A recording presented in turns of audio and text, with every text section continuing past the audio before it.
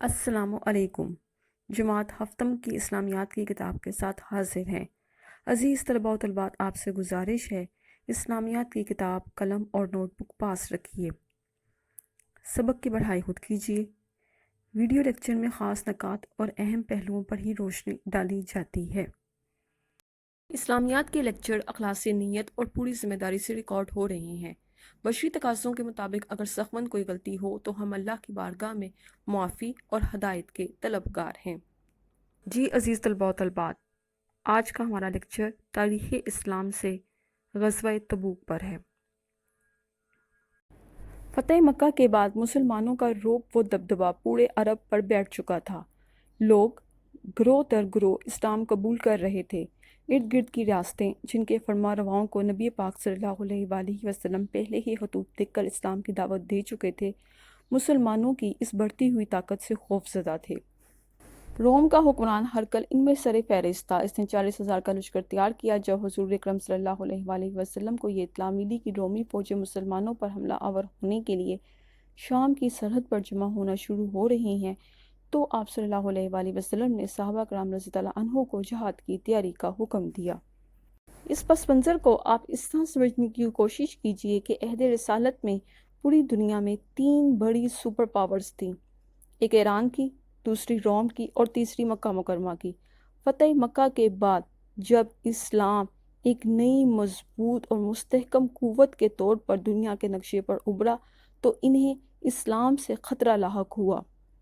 انہوں نے مل کر اسلام کو ختم کرنے کے لیے اس پر چڑھائی کرنے کی کوشش کی۔ غزوہ تبوک 9 ہجری کو تبوک کے مقام پر پیش آیا۔ اسے جیش العسرت بھی کہا جاتا ہے، جس کا مطلب ہے مالی تنگی کا زمانہ۔ قحط سالی کی وجہ سے مسلمانوں کے مالی حالات ان دنوں بہت زیادہ خراب تھے۔ قحط سالی کا مطلب ہے شارٹیج آف فوڈ۔ نبی پاک صلی اللہ علیہ وآلہ وسلم کے حکم پر صحابہ کرام رضی اللہ عنہ نے جہاد کی تیاری میں بھرپور حصہ لیا۔ انہوں نے نبی پاک صلی اللہ علیہ وآلہ وسلم کے حکم پر لبیک کہتے ہوئے اللہ تعالیٰ کی راہ میں مال خرچ کرنے کی ایسی مثالیں قائم کی جن کو قیامت تک یاد رکھا جائے گا۔ غزوہ تبوک کے موقع پر مدینہ شریف کے کھجوروں کے باغات پر کھجوریں پک کر تیار ہونے کو تھیں کہ رسول پاک صلی اللہ علیہ وآلہ وسلم کی طرف سے تمام صحابہ کرام رضی اللہ عنہ کو جہاد کا حکم ملا۔ صحابہ کرام رضی اللہ عنہ جہاد کی تیاریوں میں لگ گئے۔ اس موقع پر ایک یہودی نے ایک انصاری کو کہا، تم رزق کو چھوڑ کر جا رہے ہو؟ انصاری کا جو جواب تھا، اسے جب بھی غزوہ تبوک کو پڑھا جائے گا تاریخ اس جواب کو بھی دہرائے گی۔ انصاری نے کہا، ہم رزق کو چھوڑ کر رزاق کی طرف جا رہے ہیں۔ غزوہ تبوک کے سفر کی تیاری اور جہاد کے لیے تمام مسلمانوں سے چندے کی اپیل کی گئی اور اس سامان کو مسجد نبوی میں اکٹھا کیا گیا۔ اس موقع پر حضرت ابوبکر صدیق رضی اللہ عنہ اپنے گھر کا سارا سامان لا کر نبی پاک صلی اللہ علیہ وآلہ وسلم کی خدمت میں پیش کر دیا۔ آپ صلی اللہ علیہ وآلہ وسلم نے حضرت ابوبکر صدیق رضی اللہ عنہ سے پوچھا، اے ابوبکر، اپنے گھر والوں کے لیے کیا چھوڑ کر آئے ہو؟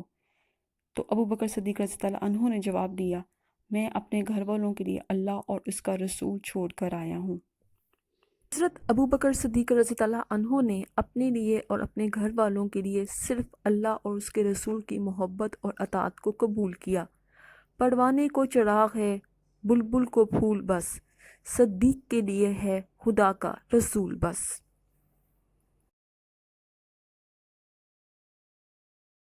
حضرت عمر فاروق رضی اللہ عنہ اپنے گھر کا آدھا سامان غزوہ تبوک کے لیے لے کر حاضر ہوئے۔ حضرت عثمان غنی رضی اللہ عنہ جو کہ مکی صحابی تھے اور امیر ترین صحابہ کرام میں آپ کا شمار ہوتا تھا، اس موقع پر حضرت عثمان غنی رضی اللہ عنہ 900 اونٹ، 100 گھوڑے اور 1000 دینار 200 اوقیہ چاندی لے کر مسجد نبوی میں تشریف لائے۔ حضرت عقیل انصاری رضی اللہ عنہ کے پاس غزوہ تبوک کے موقع پر دینے کے لیے کچھ نہ تھا۔ انہوں نے ایک یہودی کے باغ میں ساری رات پانی لگایا اور اس کے معاوضے کے طور پر انہیں جو چند کھجوریں ملی وہ مسجد نبوی میں آپ صلی اللہ علیہ وآلہ وسلم کی خدمت اقدس میں لے کر حاضر ہوئے۔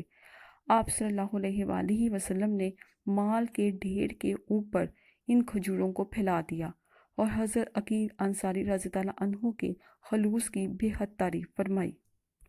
دیگر صحابہ کرام رضی اللہ عنہ نے بھی اپنی اپنی استطاعت سے بڑھ کر جہاد کی تیاری میں حصہ لیا۔ بعض صحابہ کرام اس قدر بے سر و سامان تھے کہ وہ جہاد کی تیاری میں حصہ نہ لے سکے۔ انہوں نے اپنی جانیں بارگاہ رسالت میں پیش کرتے ہوئے عرض کی کہ انہیں بھی جہاد فی سبیل اللہ میں ساتھ لے جایا جائے۔ آپ صلی اللہ علیہ وآلہ وسلم نے سواریوں کی کمی کی وجہ سے انہیں مدینہ منورہ میں ہی ٹھہرنے کا حکم دیا۔ خلوص، جذبات اور جہاد پر ساتھ نہ جا سکنے کی حسرت میں ان کی آنکھوں سے آنسو نکل پڑے۔ اللہ تعالیٰ قرآن مجید میں ارشاد فرماتا ہے، ترجمہ، اور اس غم سے کہ ان کے پاس خرچ موجود نہ تھا ان کی آنکھوں سے آنسو بہہ رہے تھے۔ سن 9 ہجری میں نبی پاک صلی اللہ علیہ وآلہ وسلم کی قیادت میں 30,000 صحابہ کرام رضی اللہ عنہ شام کی طرف روانہ ہوئے۔ آپ صلی اللہ علیہ وآلہ وسلم کی حیات مبارکہ میں مسلمان مجاہدین کی یہ سب سے بڑی تعداد تھی۔ ان میں 10,000 سوار تھے۔ سواریوں کی کمی کی وجہ سے صحابہ کرام باری باری سواری کرتے تھے۔ 18 آدمیوں کے لیے ایک اونٹ تھا۔ اکثر صحابہ کرام رضی اللہ عنہ نے 805 کلومیٹر کا یہ فاصلہ پیدل ہی طے کیا۔ صبر، حوصلے اور جوان مردی سے ان مسلمان مجاہدین نے تمام تر تکالیف کو عزم اور ہمت سے برداشت کیا۔ سامان کی کمی اور سفر کی تکلیف کی وجہ سے اسے جیش العسرت یعنی تنگی کا لشکر بھی کہا جاتا ہے۔ مسلمانوں کی جرأت مندانہ پیش قدمی کے نتیجے میں رومی فوج اسلامی لشکر کے مقابلے کی ہمت نہ کر سکی، اس لیے اس غزوے میں مسلمانوں کو بغیر لڑائی کے فتح حاصل ہوئی۔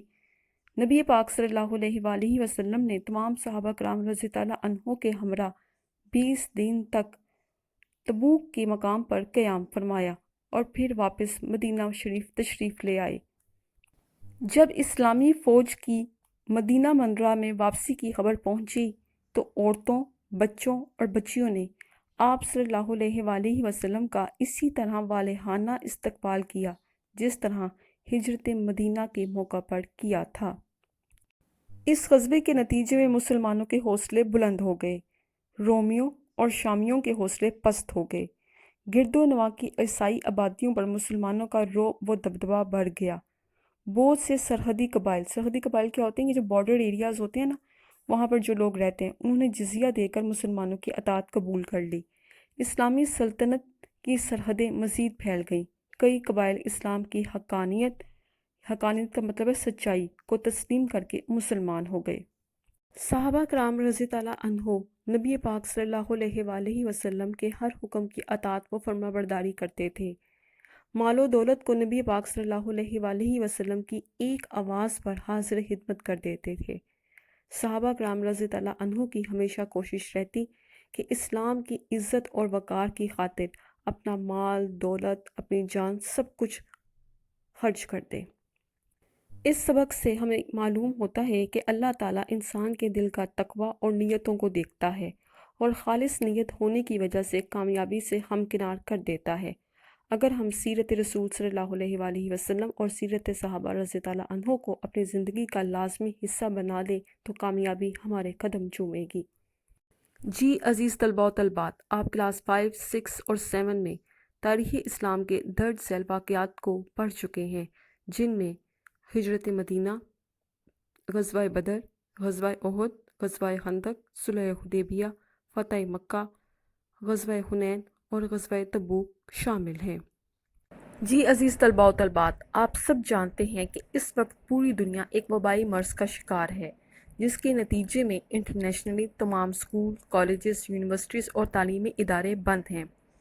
اپنے دور کے اس چیلنج کو ایکسیپٹ کرتے ہوئے آپ اپنی تعلیمی سرگرمیوں کو ورچوئل کلاسز کے ذریعے جاری رکھیے۔ آپ کے اسکول نے اس کا اہتمام کیا ہے۔ آپ سے گزارش ہے کہ ٹیچرز سے گائیڈ لائن لیجیے، اپنے تمام کام کو مقررہ وقت پر کیجیے۔ PDF فائل میں جو سوالات کے جوابات آپ کو دیے جاتے ہیں انہیں خوش خط لکھیے، انہیں یاد کیجیے۔ فرصت اور امن کے ان لمحات کو اچھی طریقے سے دینی اور دنیاوی علوم حاصل کرنے میں لگا دیجیے۔ اللہ حافظ۔